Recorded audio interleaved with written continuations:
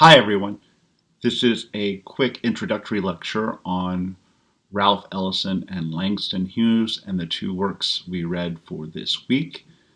I'm curious to see what you guys make of these, so I'm eager to see questions in our discussion board. But I also want to make just a few quick comments and pose a few questions. So let's start with Langston Hughes. Hughes's poetry is typically associated with something called the Harlem Renaissance, which is a literary movement associated with African American poets working in cities in the North after migration from the South in the earliest part of the 20th century.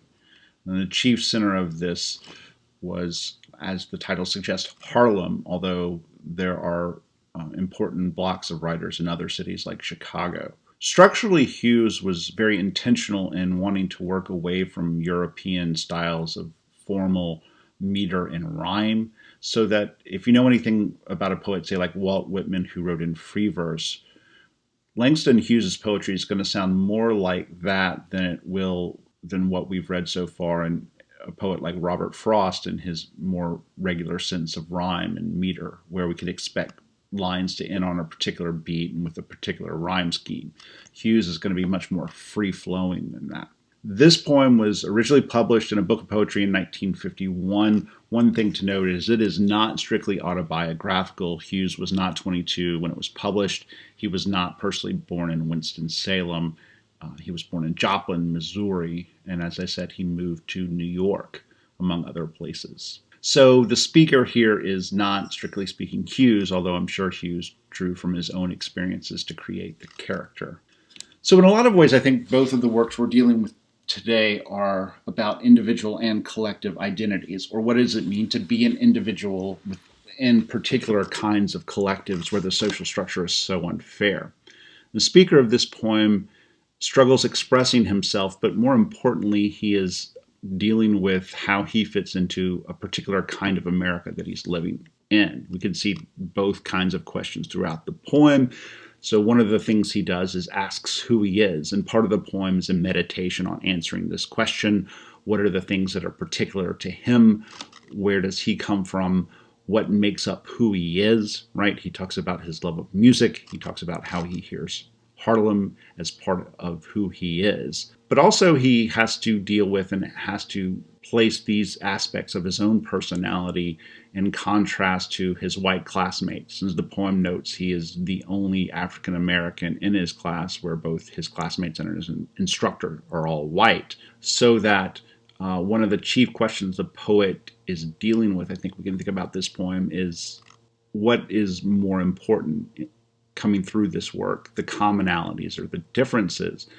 And the speaker sort of gravitates back and forth between the poem dealing with both of these issues. And for example, we can see this partly in the conclusion of the poem. This is right after Hughes has made an eloquent metaphor of the page and his writing on it, when he feels his writing is in some ways distinct or different from what the instructor is asking, because his page will not be, as he says, white.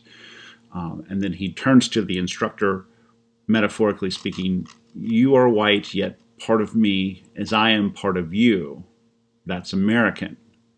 Sometimes perhaps you don't want to be part of me, nor do I often want to be part of you.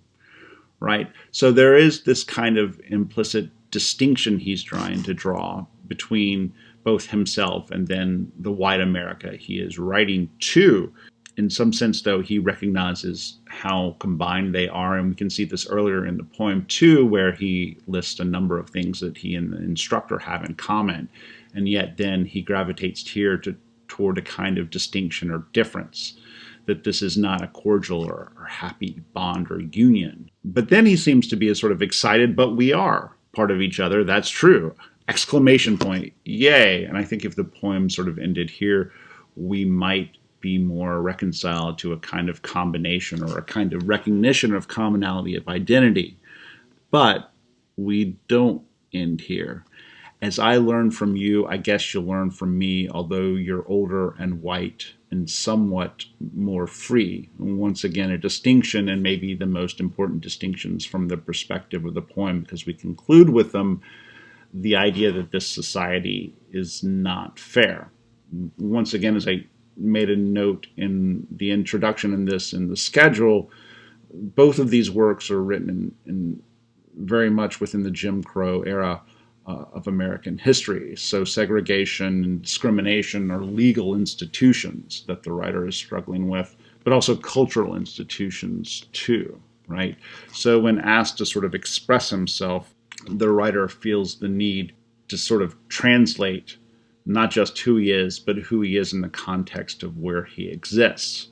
I think in some ways, the emphasis of this poem is perhaps a little different than the story Battle Royal that we'll talk about in a second, in that the author is not talking about the kind of violent oppression that Ellison's character is dealing with.